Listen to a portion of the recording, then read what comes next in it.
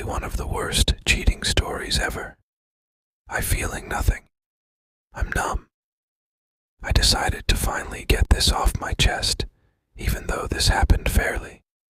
I'm a stay-at-home mom, or at least I was. I had my first child with my partner, a beautiful baby boy, back in May of this year.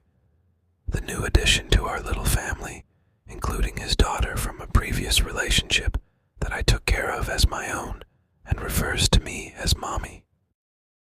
I was so excited to have a family of my own. I've worked most of my life, including my entire pregnancy, so being a stay-at-home mom was very new to me. In the beginning, it was extremely challenging, but eventually I got the hang of it. My partner would handle majority of the bills and expenses while I'd take care of the kids, housework, dinner, and make his lunches for work. My partner worked overnight shifts, so on top of taking care of the children, I was in charge of waking him up for work, which wasn't an easy task at all. Much like a child, he'd throw fits and yell as I attempt to wake him alarm after alarm. All the while I cook dinner and get the kids ready for bed. Eventually he'd wake up, but not late, it'd be too late, because then it'd be my fault.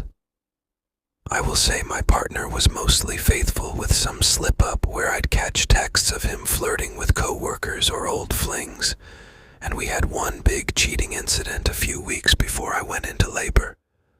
Why I stayed, I don't know. Helplessness, wanting a family of my own like I never had. I don't know. Maybe.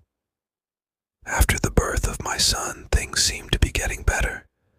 My partner worked hard and was promoted twice in less than a year, bringing in more money to our household and boosting his ego. I continued to do my part, cook, clean, make his lunch, and wake him for work. One night I'm doing my usual routine cooking, making his lunch, and then I wake him for work. But this time, something felt off. My intuition was telling me something. I tried to fight these thoughts, but I just couldn't. That night after he left for work, I went for my usual run after I put the kids to bed, having my sister look after them. I'd run through our apartment complex and to a trail not too far. Shockingly, while on my run, I saw my partner's car parked at a different part of our complex, and my heart sunk into my chest. Why was he here? He said he was going to work. I checked my phone and lo and behold, his location was turned off. Funny enough, we only shared locations as his idea to prove his loyalty to me. He comes home earlier than usual. The next day I act clueless. I don't know what to think. He comes in bearing gifts, but I could hardly make eye contact because my mind is racing with suspicion. As he showers like clockwork, I check his phone. To my surprise, I see text messages between him and a young lady who lives in the same apartment building as us. He's telling her how he's on his way to her to give her vitamin D. They just met the day before. My heart sinks.